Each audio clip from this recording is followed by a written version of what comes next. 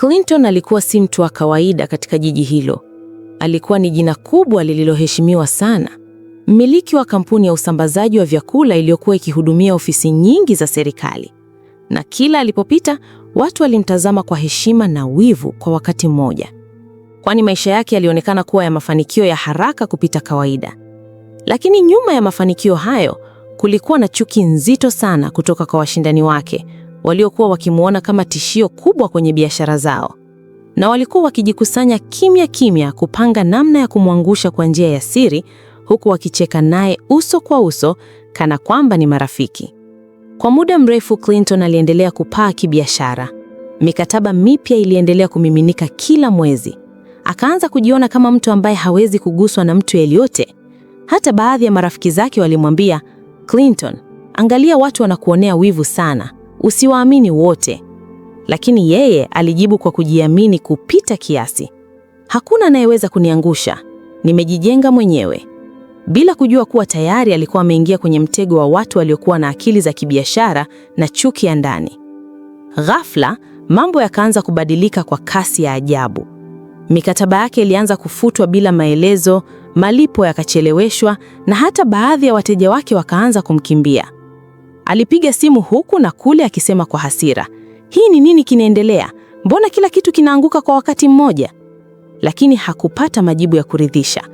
Na hapo ndipo alipoanza kuhisi kuwa kuna kitu kibaya zaidi kinaendelea nyuma ya pazia. Siku moja, alipokea taarifa iliyomfanya ashindwe hata kupumua vizuri. Akaambiwa akaunti zake zimefungwa na baadhi ya mali zake zimeanza kukamatwa. Alisimama kimya kwa sekunde kadhaa kisha akasema kwa mshangao, "Hii haiwezekani. Hii ni njama. Nani anafanya hivi?" Lakini hakukuwa na mtu wa kumjibu. Na hapo ndipo maisha yake yakaanza kuporomoka rasmi. Ndani ya miezi michache tu, Clinton alijikuta ameanguka kabisa, kutoka kuwa tajiri hadi kuwa mtu wa kawaida asiye na uhakika wa kesho yake. Marafiki zake wengi walipotea, simu zake hazikupokelewa tena, na hata wale waliokuwa wakimuita boss waligeuka kuwa watu wa kumdharau, hali iliyomuumiza sana kuliko hata kupoteza pesa zake. Nyumbani mambo yalikuwa mabaya zaidi. Mke wake Esther, ambaye alikuwa amezoea maisha ya kifahari, alianza kubadilika kwa kasi. Sauti yake ikawa kali, maneno yake yakawa ya dharau, na kila alipomtazama Clinton, macho yake yalijaa lawama kana kwamba yeye ndiye chanzo cha mateso yote yaliyokuwa yameingia kwenye familia yao. Siku moja jioni, hali ililipuka vibaya sana ndani ya chumba chao. Clinton akiwa amechoka na mwenye huzuni, alimpigia magoti Esther huku machozi yakimtoka na kusema kwa sauti iliyovunjika, "Esther, tafadhali usiondoke. Nitatafuta pesa kwa ajili yako. Nitafanya chochote. Tafadhali, usiivunje familia yetu." Lakini Esther aligeuka kwa hasira kali na kumjibu kwa sauti ya juu, "Niache, nimechoka. Muda wa umaskini sasa unanitosha." Clinton alijaribu kumtazama machoni na kusema kwa maumivu, "Lakini Esther, tumetoka mbali pamoja. Huwezi kuniacha wakati huu mgumu." Lakini Esther alicheka kwa dharau na kusema, "Ulisema hivyo lini ulipokuwa na pesa? Sasa umefilisika unanikumbuka mimi?" Kwa uchungu mkubwa Clinton alisema, "Lakini watoto wetu wawili wanakuhitaji. Hawawezi kuishi bila wewe." Lakini Esther alimkatisha kwa sauti ya kejeli, "Watoto? Watakula nini? Ahadi zako zipumbavu." Na kumfanya Clinton ashindwe hata kuendelea kuongea.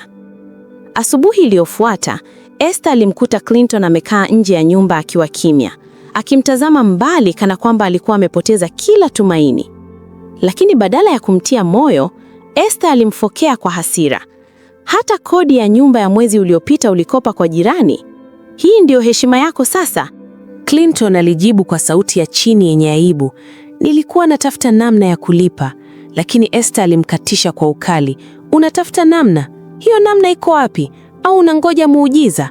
Clinton alijaribu kusema kwa upole, "Ninapambana Esther." Lakini Esther alipaza sauti, "Hapana, hupambani, unalidanganya tu. Mwanaume wa kweli angekuwa tayari amesimama." Wiki moja baadaye, watoto wao walirudishwa nyumbani kutoka shule kwa sababu ya kukosa ada. Walipofika wakiwa wanalia, Esther aligeuka kwa hasira kali na kumfokea Clinton, "Clinton, watoto wamerudishwa shule. Huu ndio wanaume wako?" Clinton alijaribu kumtuliza. Nitaipata hiyo ada, lakini Esther alipiga kelele. Nimechoka kusikia hilo neno nitapata. Kila siku ni kesho. Kesho imefika lini? Hata chakula cha leo tulikula kwa mkopo. Esther aliendelea kufoka. Unajua aibu ninayopata dukani? Watu wananitazama kama ombaomba. Clinton alisongea karibu akisema, tafadhali tulia. Lakini Esther alimsukuma na kusema, usiniguse, huna hata uwezo wa kunilisha. Watoto wao walilia kimya kimya. Mmoja akasema, mama, tafadhali usiondoke. Lakini Esther alijibu kwa uchungu, nimechoka watoto wangu, nimechoka sana. Clinton aliwatazama watoto wake na kusema kwa machozi, nitapigana kwa ajili yenu. Lakini Esther alicheka kwa dharau, maneno, hakuna hata senti mfukoni. Hali ya nyumba ikageuka kuwa uwanja wa vita. Kila siku ilikuwa ni kelele, lawama na majibizano yasiyoisha. Upendo uliokuwa umejengwa kwa miaka mingi ukianza kupotea polepole kama moshi. Hatimaye Esther alisema kwa sauti ya mwisho yenye maamuzi, sikiliza Clinton, kama hutapata pesa hivi karibuni, mimi naondoka. Na Clinton akasema kwa sauti ya kutetemeka, usifanye hivyo. Lakini Esther alikata kauli, nimeamua, sitaki tena maisha haya, bora niondoke sasa kuliko kuendelea kuteseka na wewe. Maneno yaliyomvunja Clinton kabisa. Ndani ya ukimya mzito uliobaki, Clinton alikaa chini akiwa ameshika kichwa, machozi yakimtoka, akijua kuwa si tu amepoteza utajiri wake, bali pia alikuwa anakaribia kupoteza kila kitu kilichokuwa na maana kwake. Na hiyo ndiyo ilikuwa mwanzo wa maumivu makubwa zaidi yaliyokuwa bado hayajaanza kabisa.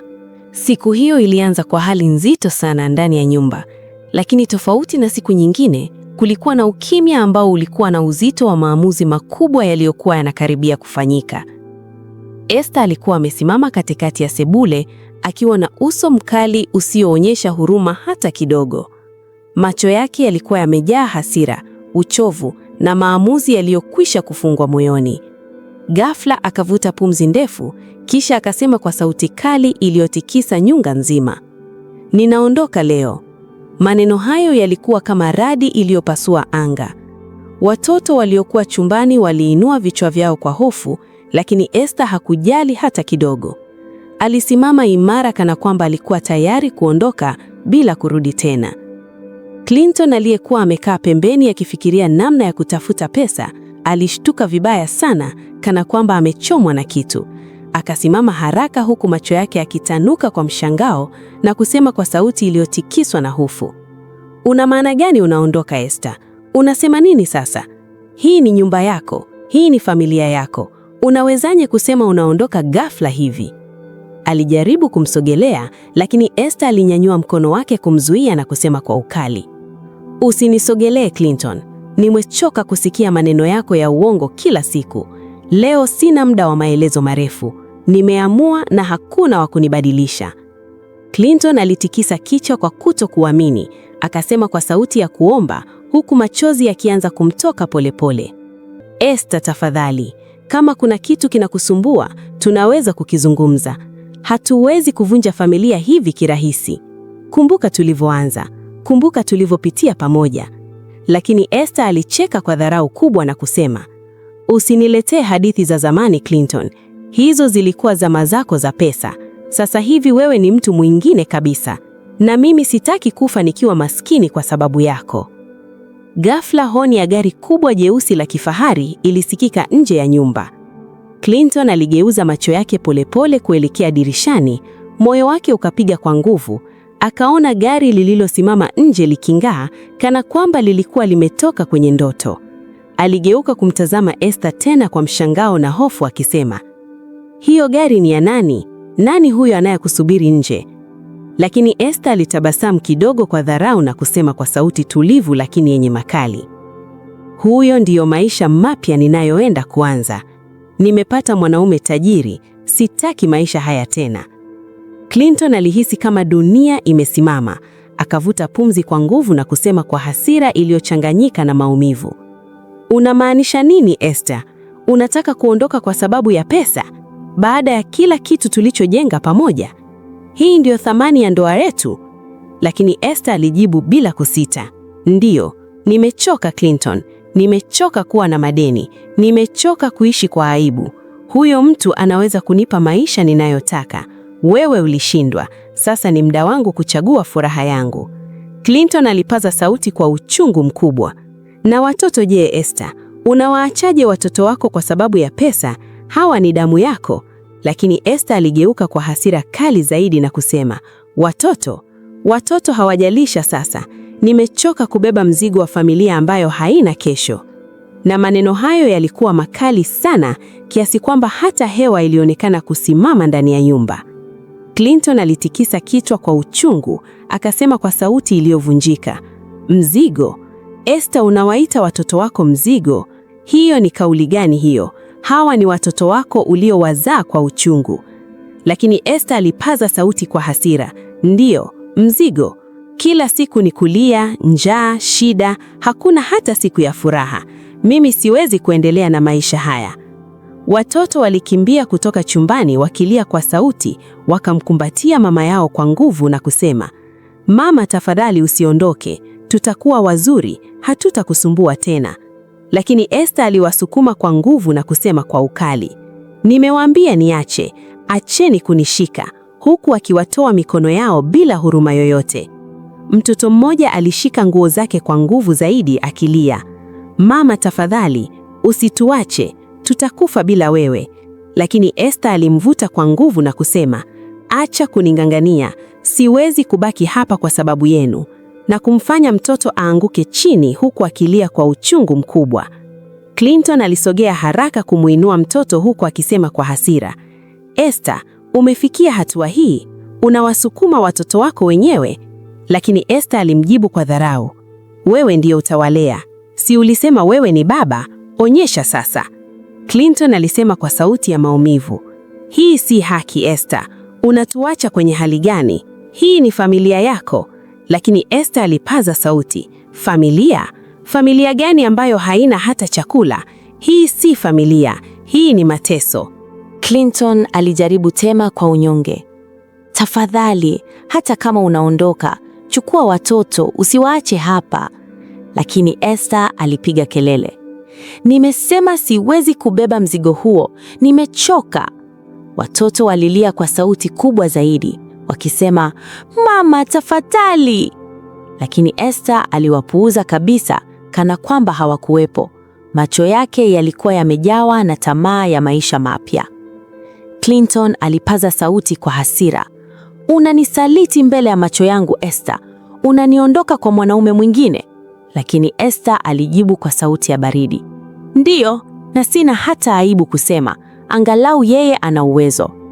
Clinton alishika kichwa chake kwa uchungu, sikutegemea hili kutoka kwako. Lakini Esther alimkatisha, nami sikutegemea utafilisika hivi. Bila kusubiri tena, Esther aligeuka kuelekea nje, hatua zake zikiwa za haraka na zenye maamuzi makali. Clinton alipiga kelele kwa sauti ya maumivu, Esther, tafadhali rudi! Lakini hakusimama hata sekunde moja. Alifika kwenye gari, mlango ukafunguliwa, akaingia ndani kwa haraka kana kwamba alikuwa anakimbia maisha aliyoyaacha nyuma. Na bila kugeuka hata kidogo, gari likaanza kuondoka. Watoto walikimbia wakilia kwa sauti kubwa, mama! Lakini gari lilizidi kwenda mbali bila kusimama, na hata dirisha halikufunguliwa kuwatazama. Clinton alisimama katikati ya barabara akitazama gari likipotea mbali, machozi yakimtoka bila kujizuia, moyo wake ukiwa umevunjika kabisa. Aliporudi ndani, aliwakumbatia watoto wake wawili waliokuwa wanalia kwa uchungu mkubwa, akasema kwa sauti ya maumivu, nipo, sitawaacha. Lakini ndani yake alijua kuwa maisha yao yalikuwa yamebadilika milele. Na ndani ya ukimya huo mzito uliobaki, nyumba ile iligeuka kuwa mahali pa huzuni, maumivu na pengo kubwa ambalo halingeweza kujazwa kirahisi tena. Usiku huo baada ya Esther kuondoka, nyumba ilibaki kimya sana, lakini kimya hicho kilikuwa kizito kuliko hata kelele. Watoto walikuwa wamekaa pembeni wakimkumbatia Clinton huku wakilia kwa sauti ya chini, macho yao yakiwa mekundu kwa uchungu na hofu. Ghafla, mmoja wao alimwangalia baba yake kwa macho yaliyojaa matumaini yaliyokuwa yanazidi kufifia na kumuuliza kwa sauti ya huzuni iliyovunjika, "Baba, mama atarudi?" Swali hilo lilimchoma Clinton moyoni kama kisu, lakini hakujua aanzie wapi kujibu. Alibaki kimya kwa muda mrefu, huku machozi yakianza kumtoka polepole bila yeye mwenyewe kuyazuia. Clinton alijaribu kufuta machozi yake kwa mkono wake, lakini hayakuacha kumtoka. Akameza mate kwa uchungu na kujaribu kusema kitu, lakini sauti yake ilikataa kutoka. Mtoto mwingine akamwangalia kwa macho ya hofu na kusema kwa sauti ya chini zaidi, "Baba, kwa nini mama ametuacha?" Swali hilo lilikuwa zito zaidi kuliko la kwanza, na kabla Clinton hajajibu, mtoto aliendelea kusema kwa uchungu, "Je, hatumpendi? Je, tulikosea nini? Kwa nini hatukutakiwa?" Maneno hayo yalifanya moyo wa Clinton kuvunjika vipande vipande. Clinton alishika kichwa chake kwa maumivu na kusema kwa sauti iliyovunjika, "Hapana, hamjakosea chochote watoto wangu. Hamna kosa lolote." Lakini mtoto mmoja aling'ang'ania zaidi akisema, "Lakini kama hatujakosea, kwa nini mama ameondoka? Mbona ametusukuma? Mbona hakutaka hata kutuangalia?" Na mtoto mwingine akaongeza kwa uchungu, "Alisema sisi ni mzigo. Baba, sisi ni mzigo kweli?" Maneno hayo yalikuwa makali sana kiasi kwamba Clinton alishindwa kujizuia kulia kwa sauti. Kwa uchungu mkubwa, Clinton aliwakumbatia watoto wake kwa nguvu na kusema, "Hapana, nyinyi si mzigo. Nyinyi ni kila kitu changu. Nyinyi ndio sababu ya mimi kuendelea kupigana." Lakini mtoto mmoja akasema kwa machozi, "Lakini mama alituacha na hata hakutusalimia. Baba, hatumpendi tena." Clinton alitikisa kichwa kwa maumivu makali akasema, "Mama yenu ana matatizo yake, lakini mimi nipo hapa. Sitawaacha kamwe." Watoto walimkumbatia zaidi wakilia kwa sauti. Mmoja akasema, "Baba, usituache kama mama alivyofanya." Na Clinton akasema kwa sauti ya maumivu lakini yenye ahadi nzito, "Sitawaacha. Hata kama dunia yote itanigeuka, mimi nitabaki nanyi." Lakini ndani ya moyo wake alijua kuwa maisha yao yalikuwa yanaingia kwenye kipindi kigumu zaidi kuwahi kutokea. Siku zilianza kupita polepole, lakini kila siku ilikuwa nzito zaidi kuliko iliyopita. Hali ya maisha ilizidi kuwa mbaya, chakula kilikuwa hakitoshi, deni liliongezeka, na Clinton alijikuta akizunguka kila kona kutafuta kazi au msaada, lakini hakuna aliyekuwa tayari kumsaidia. Watu waliokuwa wakimchekea zamani sasa walimkwepa kana kwamba ni mtu asiye na thamani. Watoto walilazimika kuhamishwa kutoka shule za kulipia walizokuwa wanasoma kwenda shule za kawaida. Siku ya kwanza walipokwenda shule mpya, watoto wengine waliwatazama kwa mshangao na kuanza kunongona. Mmoja akasema kwa kejeli, "Hawa si wale watoto wa tajiri yule, mbona sasa wako hapa?" Na mwingine akacheka akisema, "Basi pesa zimeisha sasa." Watoto walirudi nyumbani wakiwa wameinama vichwa. Mmoja akasema kwa huzuni, "Baba, wanatucheka." Na mwingine akaongeza, "Wanasema sisi ni maskini sasa, wanatuita watoto wa mtu aliyefilisika." Maneno hayo yalimuumiza Clinton, lakini alijaribu kujifanya imara. Clinton aliwatazama kwa upole na kusema, "Waache wacheke, hakuna mtu anayejua kesho yake." Lakini mtoto mmoja akasema kwa uchungu, "Lakini baba, inaniuma. Walikuwa marafiki zetu zamani, sasa wanatucheka." Na Clinton akashusha pumzi ndefu akasema, "Hivyo ndivyo dunia ilivyo. Watu wanakuheshimu ukiwa juu, lakini wanakuacha ukianguka." Mtoto mwingine akasema kwa hasira ndogo, "Baba, nataka kuwa tajiri tena. Sitaki watu wanicheke." Na Clinton akamwangalia kwa macho yenye huzuni akasema, "Tutapambana, lakini si rahisi kama unavyofikiria." Lakini ndani yake alihisi mzigo mkubwa wa kushindwa. Kila siku Clinton alitoka mapema akitafuta kazi, akienda sehemu mbalimbali akiomba nafasi yoyote ya kufanya kazi. Lakini majibu yalikuwa yale yale, "Tutakupigia simu." Lakini simu haikuwahi kupigwa, hali iliyomfanya arudi nyumbani kila siku akiwa amechoka na mwenye huzuni. Watoto walimsubiri kila jioni, mmoja akimuuliza kwa matumaini, "Baba, leo umefanikiwa kupata kazi?" Na Clinton alijibu kwa tabasamu la kulazimisha, "Bado, lakini nitapata tu." Lakini mtoto mwingine alisema kwa sauti ya chini, "Baba, una uhakika?" Na Clinton akanyamaza kwa sekunde kadhaa kabla hajajibu, "Ndiyo, lazima nipate." Usiku mmoja walikula chakula kidogo sana. Mtoto mmoja akasema, baba, njaa bado ipo. Na Clinton akasema kwa upole, vumilieni, kesho itakuwa bora. Lakini ndani yake alijua kuwa kesho ilikuwa haijulikani. Watoto walianza kubadilika polepole. Walipoteza furaha waliokuwa nayo zamani, walikaa kimya zaidi, walilia mara kwa mara, na kila walipomuona baba yao wakihangaika waliumia zaidi. Siku moja mtoto mmoja alisema kwa uchungu, baba, kama mama angerudi ingekuwa bora. Na Clinton alikaa kimya kwa muda mrefu, kisha akasema, sio kila mtu anarudi baada ya kuondoka. Na mtoto akasema, kwa hiyo hatutamwona tena? Na Clinton hakujibu. Maisha yalizidi kuwa magumu. Hata marafiki wachache waliokuwa wamebaki walianza kumkwepa Clinton, na kila alipojaribu kuomba msaada alikataliwa, hali iliyomfanya ajihisi mpweke sana. Watoto walimkumbatia mara nyingi wakisema, baba, sisi tuko na wewe. Na Clinton aliwatazama kwa macho yenye maumivu akasema, asanteni, ninyi ndio nguvu yangu. Lakini ndani yake alijua kuwa nguvu hiyo ilikuwa inaisha pole pole. Kila usiku Clinton alikaa peke yake akifikiria namna ya kubadilisha hali, lakini hakupata majibu. Alijiuliza, nitawasaidiaje hawa watoto? Nitawatoa vipi kwenye hali hii? Lakini mawazo yake yalikuwa yanamrudisha pale pale. Watoto walipoenda kulala, walilala kwa njaa na huzuni, na Clinton aliwatazama kwa machozi akisema kwa sauti ya chini, samahani watoto wangu, samahani sana, akihisi kama ameshindwa kabisa. Na ndani ya ukimya huo mzito uliotawala maisha yao, matumaini yalikuwa yanaanza kufifia, lakini bado ndani ya moyo wa Clinton kulikuwa na cheche ndogo ya kupambana ambayo ilikuwa haijazimika kabisa. Baada ya miezi mingi kupita katika hali ya mateso, siku moja Clinton alikuwa amekaa nje ya nyumba yake akiwa amejiinamia, mawazo mazito yakimzunguka kichwani mwake, uso wake ukiwa umechoka na macho yake yakionyesha uchovu wa muda mrefu. Ghafla simu yake ilianza kuita.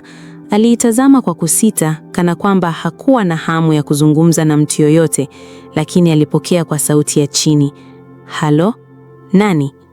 Ndipo sauti ya rafiki yake Johnny ilisikika kwa furaha kubwa. Clinton, rafiki yangu, habari njema. Umerudishwa kwenye mfumo, umepata tenda na serikali.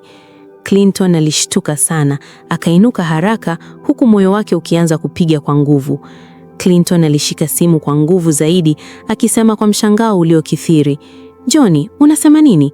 Hiyo ni kweli au unatania? Lakini Johnny alicheka kwa furaha na kusema, nakwambia ukweli kabisa. Njama zote ulizofanyiwa zimegundulika. Waliokuharibia biashara wamekamatwa na serikali imekuchagua tena kwa sababu ya uaminifu wako. Maneno hayo yalikuwa mazito sana kiasi kwamba Clinton alikaa kimya kwa sekunde kadhaa akijaribu kuyaelewa. Kwa sauti ya kutetemeka, Clinton alisema, hii haiwezekani. Nilishamalizwa kila kitu. Nilifikiri maisha yameisha. Lakini Johnny alimkatisha kwa msisitizo. Hapana, hii ndio mwanzo mpya rafiki yangu. Simama, chukua nafasi hii. Huu ni wakati wako. Na hapo Clinton alihisi kama mzigo mzito umeondolewa mabegani mwake. Clinton alisimama ghafla, machozi yakianza kumtoka kwa furaha na mshangao, akasema kwa sauti iliyovunjika, Ni kweli haya yote? Na Johnny akajibu, ndiyo, na kila kitu kiko tayari, unatakiwa tu uanze kazi. Hapo ndipo Clinton alipiga magoti chini, akainua mikono yake juu na kusema kwa sauti ya hisia kali, asante Mungu, asante kwa kunikumbuka. Baada ya siku chache, Clinton alianza kazi upya kwa nguvu zote. Tofauti na zamani, sasa alikuwa na uzoefu, maumivu na somo kubwa la maisha lililomfanya awe makini zaidi. Alifanya kazi kwa bidii kubwa sana, akahakikisha kila kitu kinafanyika kwa ubora wa hali ya juu, na watu waliokuwa wanamcheka zamani wakaanza kushangaa tena mafanikio yake. Mikataba ilianza kurudi, pesa zikaanza kuingia, na jina lake likaanza kusikika tena kwenye maeneo aliyokuwa ameondoka. Watu wakaanza kusema, Clinton amerudi tena, na safari hii yuko juu zaidi kuliko zamani. Na hilo lilimpa nguvu zaidi ya kuendelea mbele bila kuangalia nyuma. Ndani ya muda mfupi, hali yake ilibadilika kabisa. Aliweza kuhamia nyumba nzuri zaidi, akaanza kurejesha heshima yake, na zaidi ya yote, alihakikisha watoto wake wanapata maisha bora zaidi kuliko hata yale waliokuwa nayo kabla ya matatizo. Siku moja, aliwaita watoto wake na kusema kwa tabasamu, "Kesho, mnarudi kwenye shule nzuri." Watoto walimwangalia kwa mshangao na furaha wakisema, "Kweli baba, hatutarudi tena kule walikokuwa wanatucheka?" Na Clinton akasema kwa upole, "Ndiyo, sasa hakuna wa kuwacheka tena." Miaka miwili ilipita haraka sana, na Clinton alikuwa amefanikiwa zaidi hata zamani. Biashara yake ilikuwa maradufu, akawekeza sehemu mbalimbali, na maisha yake yakawa imara sana. Lakini ndani ya moyo wake bado kulikuwa na kumbukumbu ya maumivu aliyopitia. Siku moja jioni, akiwa amekaa nje ya nyumba yake akitazama mazingira kwa utulivu, ghafla alisikia geti likigongwa. Alinyanyuka polepole na kuelekea kuangalia ni nani aliyekuwa amefika bila taarifa. Alipofungua macho yake vizuri, alishtuka sana kumwona Esther amesimama pale nje akiwa amechoka, mavazi yake yakiwa si yale ya kifahari tena. Clinton alisimama kimya kwa sekunde kadhaa akiwa haamini anachokiona. Akasema kwa sauti ya mshangao, "Esther?" Lakini kabla hajaendelea kuongea, Esther ghafla alipiga magoti mbele yake, machozi yakimtoka kwa wingi na kusema kwa sauti ya uchungu, "Nisamehe Clinton, nimepoteza kila kitu." Clinton alibaki amesimama pale bila kusema neno, machozi yakianza kumtoka polepole. Alikumbuka kila kitu kilichotokea, maumivu, maneno makali na siku aliyoachwa. Moyo wake ulijaa mchanganyiko wa hasira na huruma. Baada ya ukimya mfupi, Clinton alisema kwa sauti ya maumivu, "Ni faida gani uliipata baada ya kutuacha mimi na watoto?" Na Esther alilia zaidi akisema, "Hakuna. Nimepoteza kila kitu. Hata yule mwanaume alinidharau na kuniacha." Clinton alimtazama kwa macho yenye uzito na kusema, "Ulituchukulia kama mzigo. Leo umekuja na nini?" Na Esther akajibu kwa kilio, "Nimekuja na majuto. Sina la kujitetea. Nilikosea sana." Ghafla, watoto walitoka ndani wakishangaa kilichokuwa kinaendelea. Walipomwona mama yao, walisimama kwa mshangao. Kisha wakakimbia kwa kasi na kumkumbatia wakilia kwa sauti, "Mama!" Na Esther alipoona watoto wake, alilia kwa uchungu mkubwa zaidi akisema, "Samahani watoto wangu, samahani sana." Clinton aliwatazama kwa muda mrefu, moyo wake ukipambana kati ya maumivu ya zamani na upendo wa familia. Alishusha pumzi ndefu na kusema, "Esther, ulichofanya kilituumiza sana." Na Esther akasema kwa machozi, "Najua, na sitarudia tena." Baada ya ukimya mrefu, Clinton alisema kwa sauti tulivu lakini nzito, "Maisha yamenifundisha mengi, na pia yamekufundisha wewe." Esther alinyanyua kichwa kidogo akisema, "Ndiyo, nimejifunza kwa njia ngumu sana." Clinton aliwatazama watoto wake waliokuwa wanamkumbatia mama yao kwa furaha, akaona upendo ule ule uliokuwepo zamani na moyo wake ukaanza kulainika polepole. Hatimaye alisema kwa sauti ya upole, "Ninakusamehe." Na Esther alipiga magoti zaidi akilia kwa shukrani. Watoto wakafurahi zaidi wakisema, "Mama amerudi." Na hapo ndipo familia hiyo ilianza upya maisha yao. Safari hii wakiwa na somo kubwa la maisha, wakithamini kila kitu walichokuwa nacho, huku Esther akiwa amebeba funzo la uchungu lililombadilisha milele. Na ndani ya nyumba ile, upendo ulirudi tena, lakini safari hii ulikuwa upendo uliopitia majaribu makubwa na kuibuka ukiwa imara zaidi kuliko hapo awali. Na huo ndo unakuwa mwisho kabisa wa stori yetu. Tafadhali tuandikie maoni yako hapo chini kwenye comments. Tuambie, ungekuwa wewe ni Clinton, ungemsamehe mkeo au ungefukuza arudi alikokuwepo? Usisahau kusubscribe katika chaneli yetu na pia usisahau kushare pamoja na kulike. Tukutane tena next time. Bye bye.